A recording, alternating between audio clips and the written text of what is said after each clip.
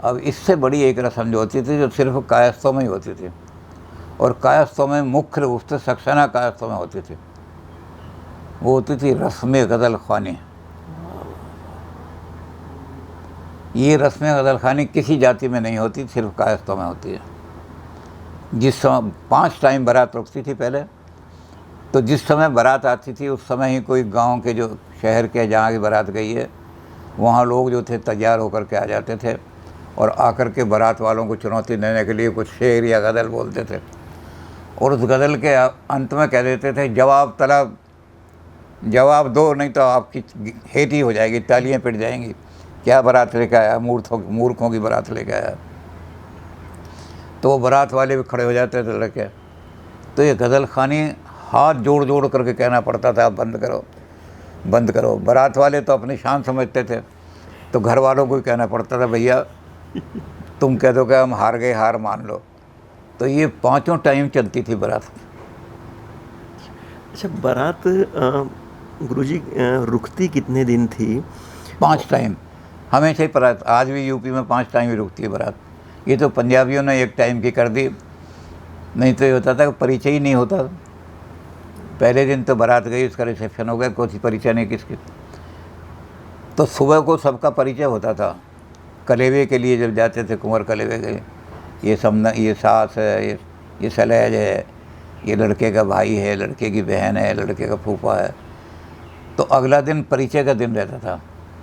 फिर उसी दिन शाम को एक बहुत बड़ी रस्म होती थी, वो कायस्थों में ही होती थी और किसी में नहीं है।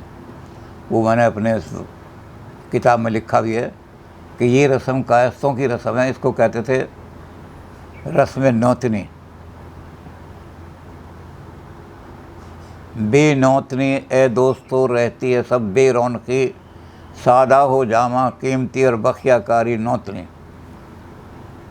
आप एक कपड़ा ऐसे लिया है कि जी 1000 रुपये गज का कपड़ा है, ये मखमल है बड़ी ज़बरदस्त, ईरान की मखमल है, उसका कपड़ा बनाया।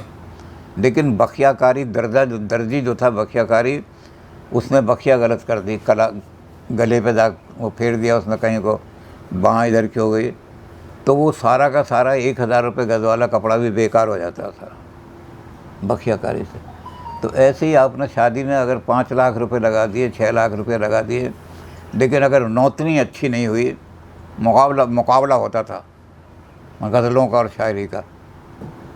अब उसमें ये होता था कि जो शेर हमारी तरफ से कहा गया उसके मुकाबले का शेर कहो।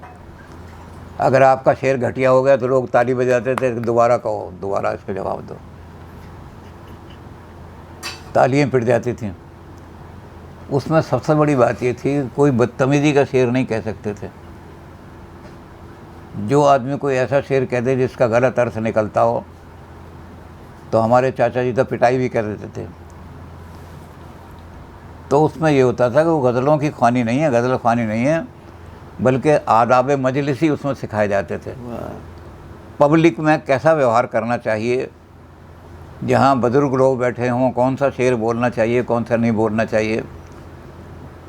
तो वहाँ लोग जो थे अपने बच्चों को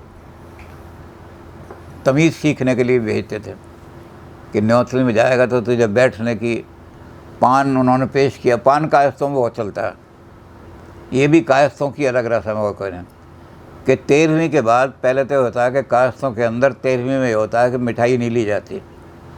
यहाँ पगड़ियों में मिठाई के डिब्बे हैं, यहाँ तो बिजनेस है पगड़ी, कि चलो कोई आदमी मर गया तो अच्छा है, कम से कम पगड़ी में 50 डिब्बे मिठाई के आ जाएंगे। तो कायस्थों में ये होता है कि बताशे के सिवा और कुछ नहीं ला सकते। 100 ग्राम ले आओ चाहे 250 ग्राम ले आओ, तो वो बताशे आ जाते हैं। अब वो पगड़ी का बताशा जो है, मौत की भाजी घर में नहीं रखी जाती, तो वो नायन को दे दी जाती है कि बिरादरी में जाके बांट आओ।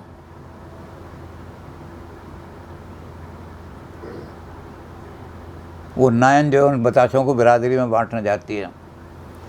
तो बिरादरी में मौत की भाजी कोई नहीं रखता, वो नायन जाती है तो उसको छू करके उसको और नायन की गोद में डाल देते हैं।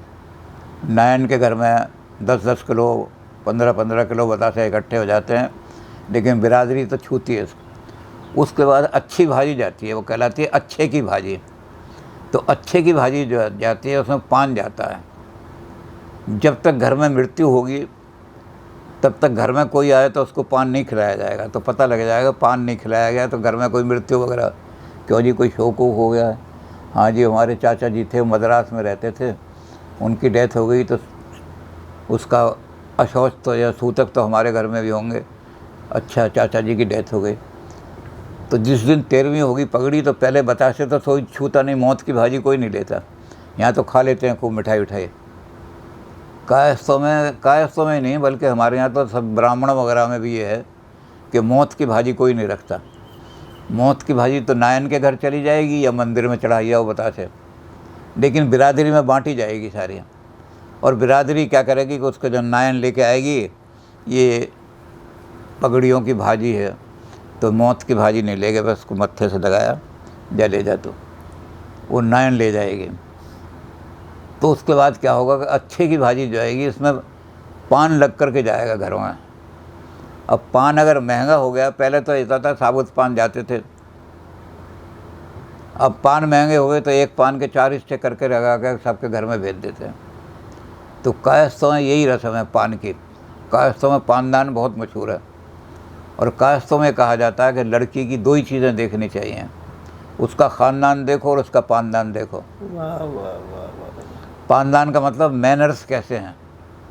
अगर पान ठीक लग के नहीं आए अंदर से, और पान जो है उसमें तो इस घर के अंदर इल मैनर दौड़ते हैं, यहाँ शादी करनी ठीक नहीं, लड़की हमारे घर में भी इल मैनर, और पान जो अंदर से लग के आए दस्तरखान पे और बढ़िया लग कर के आए, बीड़े तो यहाँ का बड़ी मैनरली औरतें हैं यहाँ की। तो ख़ानदान और पानदान देख लिया तो समझ लो अब शादी ठीक हो गई, और कुछ नहीं देखना। तो ये कुछ रस्में कायस्थों में हैं। तो रस्म जैसे मैंने कहा कि ये जो रस्म है गज़ल खाने की, ये सिर्फ कायस्थों में ही होती है। अब ये रस्म यूँ बंद हो गई कि जाओ लिफाफा पकड़ाओ खाना खा, खड़े ही नहीं होते एक दूसरे के साथ, तो कौन रस्म खाने करेगा। शादियों के जिस दिन आते थे तो बुजुर्ग लोग बच्चों को बुला बुला के गज़लें लिखवाते थे, गज़ल लिख ले, किताब लिख ले, ये कर ले। अच्छा, आपने तो बहुत वाहवाही लूटी होगी ऐसे मौके पे। बहुत। हमारा ग्रुप था, हम तो गारंटी से कह सकते हैं कि हमारा ग्रुप था। उसमें हमारे चाचा जी थे, केपी उनका नाम था, जमील साहब, और हम मिल गए। और हमारे एक अम्बा प्रसाद थे साथी, जहाँ हम तीनों मिल जाते थे तो अच्छे को हरा करके ही आते थे। रामपुर ऐसी जगह है जहाँ बड़े बड़े अच्छे गज़ल खान मौजूद हैं, लेकिन रामपुर में भी 3 बारातों में गए, तीनों में उन्हें हरा करके ही आए, क्योंकि हमारी जोड़ी जो थी हम थकते ही नहीं थे।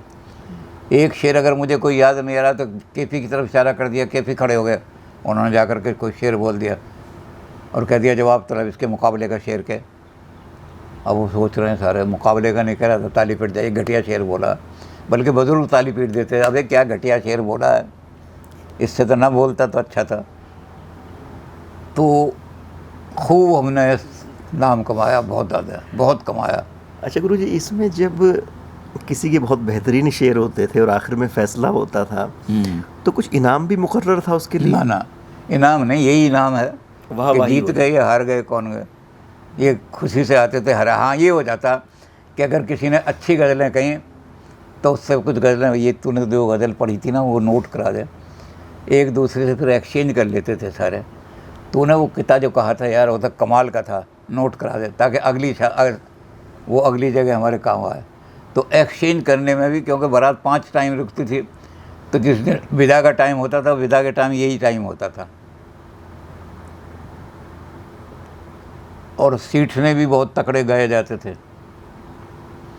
अब वो सीटने गाने वाली पहले नायन आती थी, यहाँ तो घर की औरतें सीटने गाती हैं, हमारे कायस्थों में नहीं गाती हैं क्योंकि सीटने अश्लील होते हैं। तो नायनों ने काम छोड़ दिया है, नाइयों ने, तो सीटने गाने वाले नहीं मिलते शादी में। और वैसे भी एक टाइम बारात तो कहेगी सीटने कब गाएंगे, तो वहाँ तो भात पर जब जाते थे ना, यानी दोपहर को भात की दावत होती थी, वो नंसाल की तरफ से होती थी, जो भात लेके आता था मामा, तो उसकी तरफ से होती थी। तो उस समय नायनें जो थी सीटने गाती थी। तो हमारे भैया के जो ससुर थे उन्हें बड़ा वैसे तो बहुत विद्वान आदमी थे, वो उपनिषद के बड़े ज्ञाता थे, लेकिन उन्हें ये था कि मैं इनकम टैक्स का इतना बड़ा ऑफिसर हूँ, कमिश्नर हूँ income, deputy commissioner income tax का। मेरे अंडर में जो बड़ा एरिया है उसके अंदर 8 इनकम टैक्स ऑफिसर हैं और उनके अंडर में 75 इनकम टैक्स इंस्पेक्टर हैं। इतने इलाके पे मेरा इला सारा। तो उन्होंने शादी में गए भैया की, तो उन्होंने क्या काम किया कि बादाम, प्योर बादाम घोट करके 10-12 किलो बादाम घोट करके और वो स्वागत में बारातियों को पेश किया। अब मेरा छोटा भाई और मैं और मेरे बहनोई मेरे एसपी थे कस्टम के, यानी बाहर से कोई सोना ला रहा था उसको पकड़ने वाले सुपरिटेंडेंट पुलिस के। तो उनकी भी आदत थी, हमारी तीनों की, चाय पीने की आदत थी। तो हमने कहा भाई हमारा काम इससे नहीं चलेगा, हम तो चायवादी हैं। तो हम तीनों के तीनों वहाँ, लखनऊ में बहुत बड़ा होटल था, वहाँ चले गए। वो मामा आके नजराना पेश करता है कि भाई साहब भात की दावत है, आप खाइए। और जब वो घर का सबसे बड़ा होता है वो नजराना ले लेता है, तब आदमी खाना खाते हैं, नहीं तो मामा हमारे, उन्होंने सारा हमारे ऊपर छोड़ रखा था। वो तो कुछ भी, वो तो घर के जैसे प्रेसिडेंट ऑफ इंडिया होता है ना, और सारा काम प्राइम मिनिस्टर करता है, तो ऐसे उन्होंने सब छोड़ कि मैंने तो घर का मूड उसको बनाया हुआ। तो वो मेरे पास आया, मैंने कहा बुरा मत मानना, मैंने कहा बहुत बड़ी बात कहने बजा रहा हूँ मैं। तो वो कहने लगे, हमारे यानी ससुर तो खुद नहीं आए थे, उनके क्या कहिए। मैंने कहा यहाँ हम 13वीं में स्यापा करने आए हैं या शादी में आए हैं? क्या मतलब? अरे शादी में आए हैं ना, ढोलक बज रही है ना, कोई सीटने गा रहा है, तो ऐसा लग रहा है यहाँ तो मौत किसी मुर्दे ने छाई हुई है। और कायस्थों के घर में तो ढोलक खड़कनी चाहिए और सीटने गाने चाहिए। तो मैंने कहा जब तक ढोलक नहीं खड़ेगी और सीटने नहीं गाए जाएंगे हम खाना नहीं खाएंगे। तो उन्होंने इनकम टैक्स ऑफिसर ने आदमी भेजे। अब वो ना इन्होंने काम नहीं छोड़ दिया, आधा घंटे उनकी नाक रगड़ती रही। आधा घंटे के बाद खुद वो आ गए कमिश्नर साहब, भाई साहब ऐसा है कि वो ना इन्होंने आज के लिए काम छोड़ दिए हैं और घर की औरतें गंदी गालियाँ वालियाँ देती नहीं, कायस्थों की औरतें हैं, तो क्षमा करें आप भोजन शुरू कर दें।